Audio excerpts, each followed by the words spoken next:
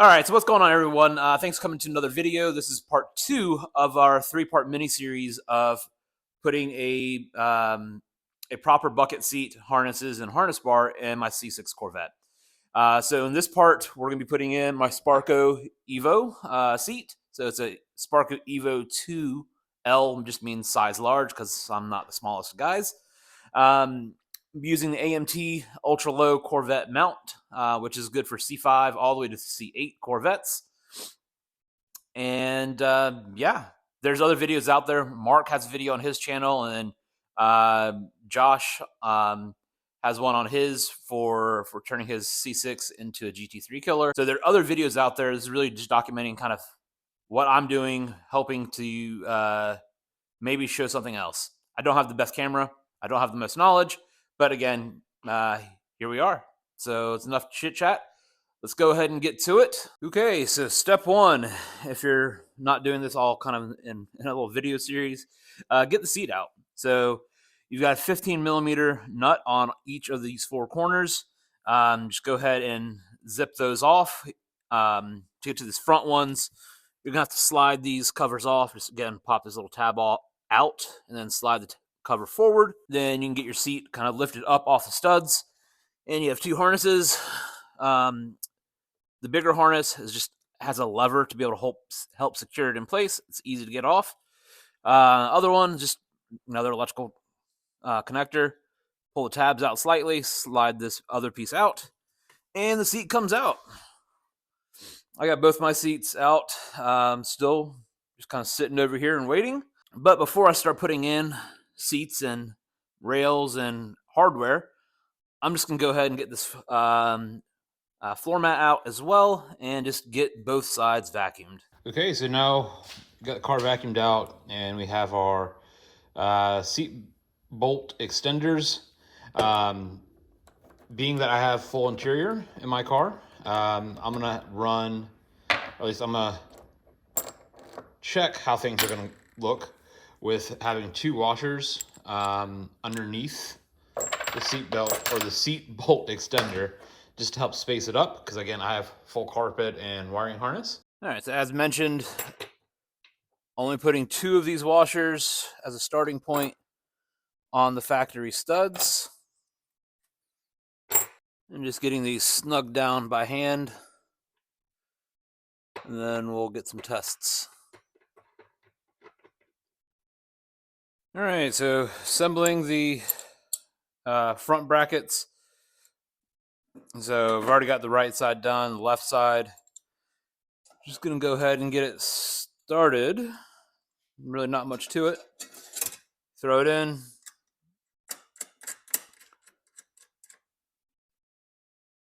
Hand tighten your bolts. That's basically how things are gonna go.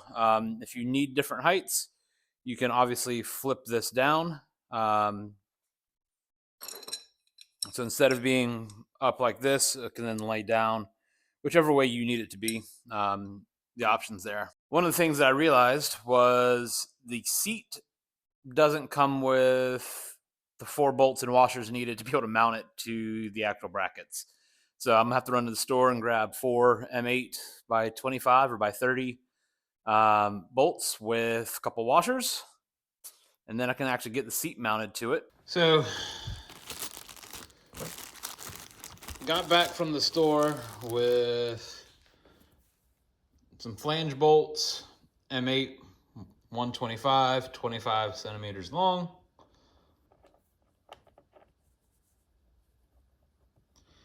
That's as far as it threads in. So you can see those threads.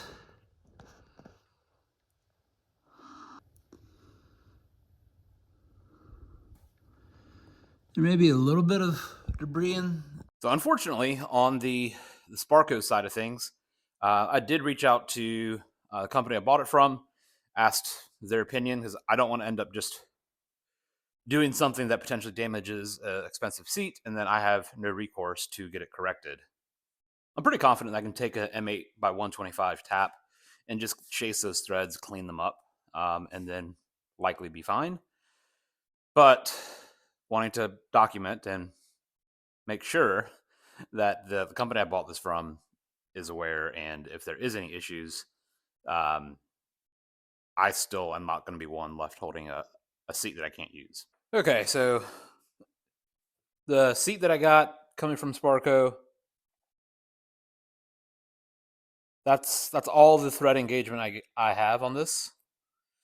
If I go to either of the others,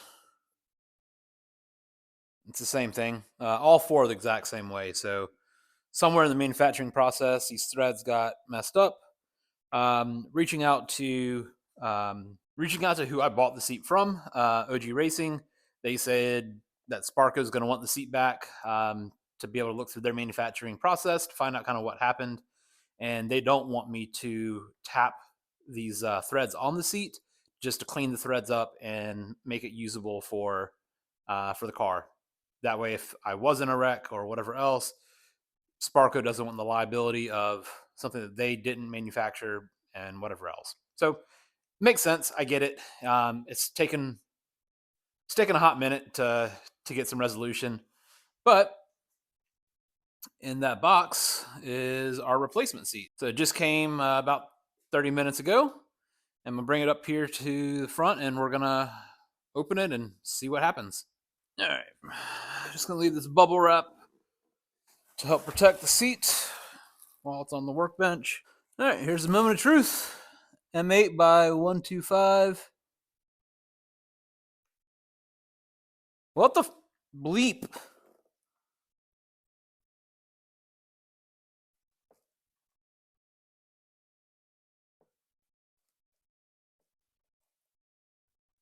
It's the same. It is freaking the same. So now this is two seats that are like this. All right, well, just got off the phone with OG Racing about both of these Sparco EVO Ls. They called up Sparco again, and Sparco basically said, "Oh, yeah, well, a whole shipment of EVO Ls left our factory without having the QC step of chasing these threads. So basically, when they do the injection of ABS into them or plastic, fiberglass, whatever it is, once they do that, they actually chase the threads from the factory. That step didn't happen. A whole container worth of these probably is out at distributors and making their way to individuals with the same issue. Sparco just didn't tell anyone. They know now. They definitely know now, but Sparco, you can do better. Oh, just working on a brand new seat. Nothing like chasing threads. A brand new seat.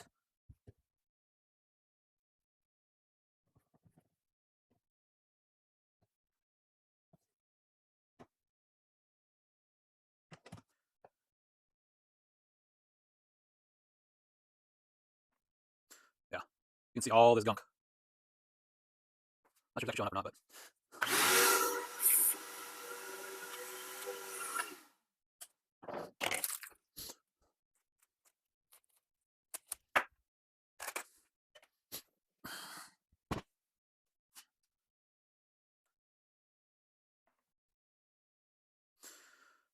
yeah, you can see all this gunk.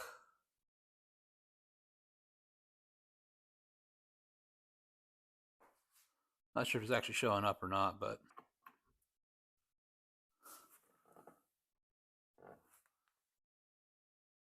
you see that?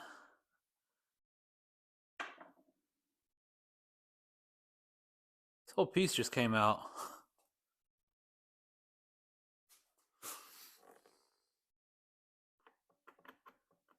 All right, so it's been a mental challenge, I guess, on how to go through this, but finally got the seat bolt mounting holes saga cleared up with Sparco with helps from OG Racing, who I bought the seats from.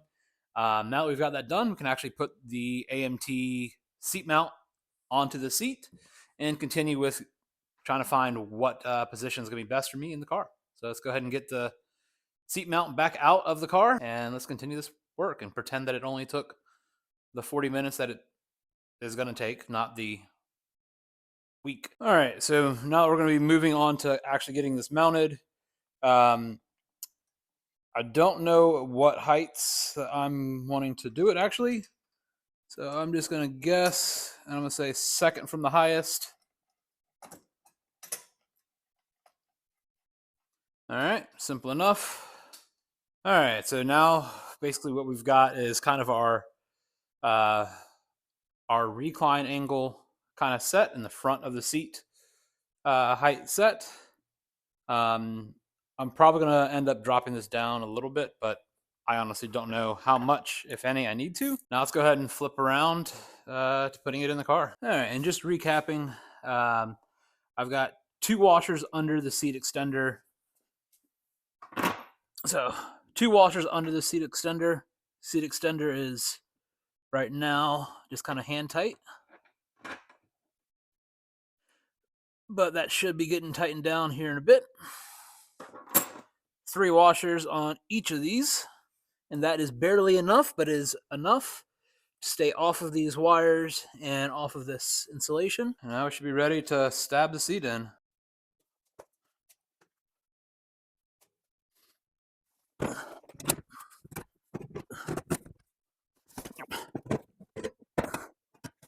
All right, so I've got front nuts on, just a couple threads.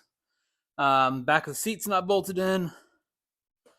So right now I'm just trying to figure out my left or my front and back, and then my angle. No time like the present just to go ahead and squeeze myself in here. All right, so I'm not sure how the best angle is going to be, but feet wise, I feel like I'm pretty good. Feels good at least. Fuck. All right, so just got the seat spaced up with a couple sleeves of golf balls. Allows me to get this bracket in, get these bolts snugged, and go ahead and do the other side, and then we'll go ahead and take the golf balls out and drop this down. But I'm on the 3rd from the front hole here, and at least that's what it looks like is going to be the best fit for me. And again, I'll probably have to take this out twice more to fine tune it, but here we are.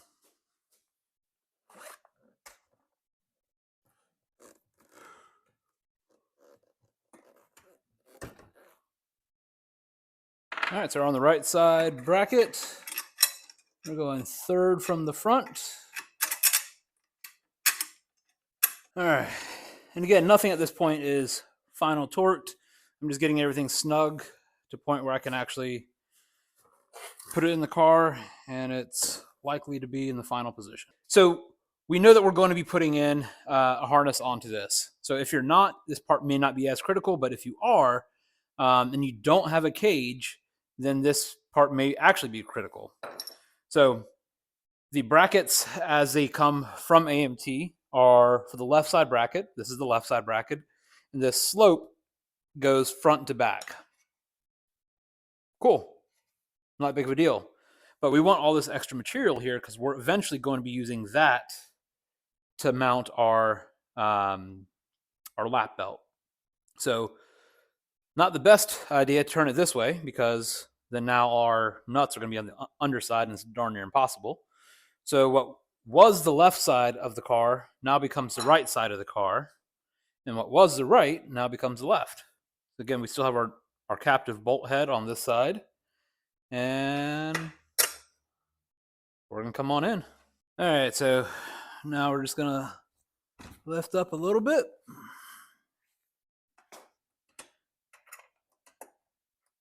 And start our bolt. So now that we've got our brackets on, let's go ahead and give everything a little bit more snug. Okay, so all our bolts line up, so let's go ahead and tighten the bolt to the actual seat. Sparco calls for 18.5 foot-pounds or 25 Newton meters. So very, very carefully. There we go. Okay. Second to last step is our sub belt bar. And again, if you're not running a sub belt bar, you save yourself a handful of dollars, and you can skip this step. But realistically, if you're running this type of a seat, you should be running harnesses, which means you should be running a 5 or a 6-point harness, but 6 is definitely going to be more advantageous. So according to Mark, we're going to run this as low as we can, this second to last hole. That gives us space we need for our eye bolts. So yeah, second to last. Not sure how I can do this and still see, but let's give it a shot. This one.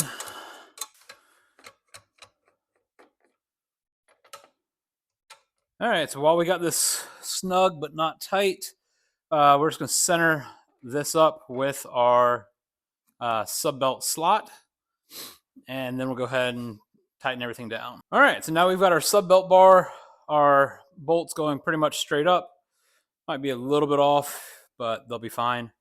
We're going to use these countersunk slots here, and that's what's going to be where we mount our bar. So we want to have this as low as possible. So for me, yeah, that'll be the second to lowest hole. Okay, so one thing to at least be aware of is sorry for hitting the camera, but on my particular seat, for how wide the base is, I will want to use the outermost threaded hole on the sub bar. I tried to use the one further in, but it would not allow me to center it on the cutout. All right, so as you might be able to tell, those eye bolts, as they're sitting, they protrude just a little bit past my seat rails. But that's not a big deal for me because, again, I have 3 washers that are going underneath this. So I'm perfectly fine. I'll make a little indent in the carpet maybe, but I'm not going to hurt any of the wires that are underneath it or anything else. All right, so there we got, I don't know if you can see it, but we got both of our rears on. And then now our fronts go with a washer on each side.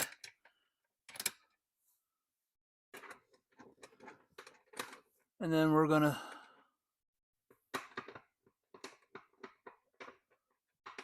slowly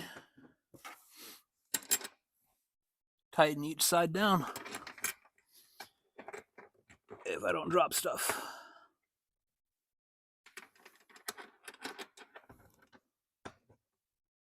All right, so and just like that, our new seat is in. And if you're going to be running your factory seat belts with this seat, that's your choice. But how I would run it is I would run this through my hip belt slot, and then I would find a position here to bolt it to. Realistically, I think I'd probably go towards the back just because that's where I have the most space, and as I go to actually buckle myself, that gives me a good angle. Anyways, so that's the end of this second part of this mini series. So part 2 is just putting in the seat. Part 3 is going to be going ahead to put the actual harness in the car and on this seat and what's involved with that. So if you do want to see part 3 and how we're putting the harness in with our AMT bracket and our Racecar harness bar, just go ahead and click there. That's a good spot. Let's go ahead and click right there in this bottom corner, and that'll take you to part 3. Anyways, if you enjoyed this or if you thought it was helpful, please throw a comment, throw a like, something that helps the YouTube algorithm, and also helps me as far as knowing if I'm doing a good job or if I need to change things for the audience. Anyways, thank you. We'll see you in the next one.